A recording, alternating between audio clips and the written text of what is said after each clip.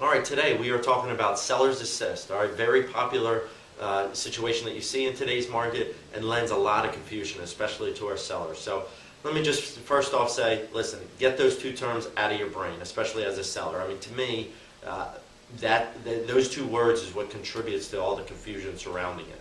All right, you are not physically taking your hard-earned money and giving it to a buyer so that they can purchase your house. That would obviously be crazy.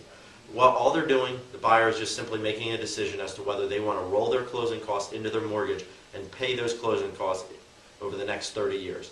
All right, so your house is listed at $300,000. In the greater Philadelphia area, closing costs on the buy side tend to be about 5%. All right, so that would be $15,000. So the buyer is just going to make a decision, assuming they can get approved by their lender, whether they want to roll those closing costs into the deal. So they would offer you $315,000. All right, you would net $300,000.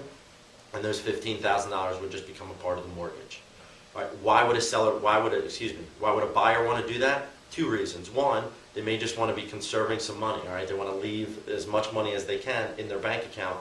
You know, so maybe there's some repairs they want to do to your house, or maybe they want to repaint, things like that. They're just trying to conserve cash. Also, in today's market, you know, rates are extremely low, historically low rates that we're seeing right now. So it may be also a mathematical reason why the buyer wants to do it. You know, they may think they could, with that savings in their bank account, they could reinvest that money at a higher rate. All right, but what's important to you as the seller is just understand what your net price is. It's really all that matters. You're going to have, when a seller's assist or when the buyer is financing his closing costs, you're going to have a gross sales price and a net sales price.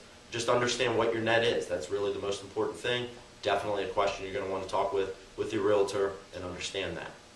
Okay, you also want to know from a seller's perspective is what impact will it have on my appraisal? Okay, very important question because the appraisal now has to come in at that gross sales price. So that's really the biggest risk from you as the seller. Sometimes it doesn't mean a hill of beans. Sometimes it can be a very big deal. So these are just two discussion points you're going to have with your realtor. All right, if you want to get more information, check us out on the web, therealestategps.com. Thanks for listening. That's your quick hit.